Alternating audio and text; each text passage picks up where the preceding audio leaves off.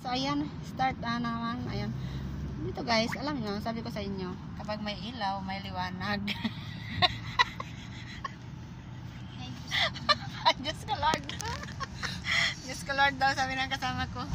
Pag may ilaw, may liwanag. Kapag walang ilaw, yun ang dilim. So dapat, para laging maliwanag, dapat laging happy. So ayan, dapat happy-happy lang palagi.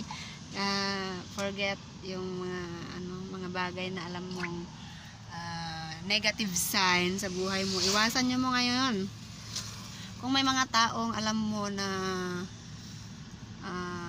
hindi maganda ang hindi ikakabuti ng iyong buhay, ay dapat umiwas ka na. Iwasan mo yung mga taong puro negative ang binibigay sa iyo, para sa ganun ikaw ay gaganda at mapayapa ang iyong buhay. So, alam nyo naman guys, kapag ganitong nasa malayo ka, ay dapat ikaw ay dapat palagi kang may tiwala sa sarili at tibay ng loob, tibay ng damdamin. So, iwasan ang mga bagay na alam mo hindi ikakabuti ng iyong buhay. So, dahil dyan, palakpakan natin yung mga naglalakad. Ang gaganda nila. Oh. Ang sexy ng mga tao dito. Alam nyo guys, dito ka lang makakita ng yung sa Dubai. Ay perfect dito. Napakaganda kasi yung malaya ka kahit saan ka. So, ayan. So, ang ganda ng buhay dito. Kaso nga lang, kapag wala kang pera, ay wala ring buhay. Dahil alam mo, pag wala kang trabaho dito, nako, hirap ang abutin mo dito. Kasi lahat-lahat ay bibilhin mo.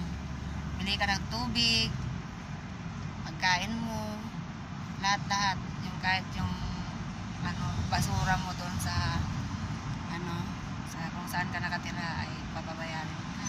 Lahat-lahat. So, ayan, ang daming So, dapat kapag nandito ka ay marunong kang magtipid. Hindi porkat sumasahod ka ay lahat-lahat ay mo para sa sarili mo, hindi.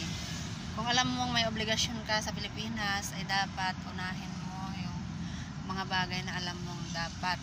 So, dapat magpadala ka muna, magtara ka ng para sa'yo, wag kang kalimutan mag-iwan ng para sa'yo, para sa ganun ay meron kang bubunutin. Kasi hindi lahat ng araw ay gaya ng trabaho namin ay hindi basta-basta tong trabaho namin, dahil medyo risky itong buhay namin, dahil araw-araw na nandito kami sa kalsada.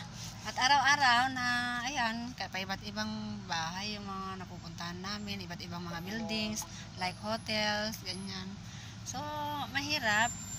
Kasi, pero maganda rin, lalo-lalo na kapag ikaw ay nakakatanggap ng malaki-lakihang biyaya. So, it means may mga tips.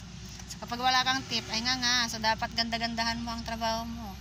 Dahil kapag hindi mo ginanda ng trabaho mo, ay hindi matutuwa yung client. So, ayun.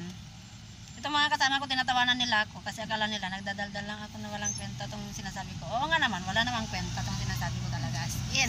So, kinikwentahan ko lang kayo. So, kapag gusto nyo makinig sa aking mga vlogs araw-araw, ay welcome to my channel. So, I am here in JBR. Ayan, kita nyo yan, ang laki-laki na nakalagay JBR. So, doon lang ako sa Barasti kanina.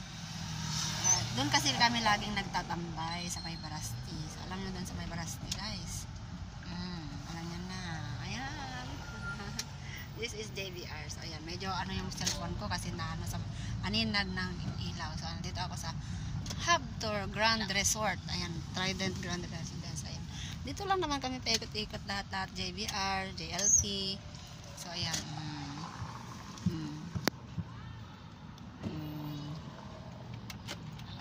So, we are going home na.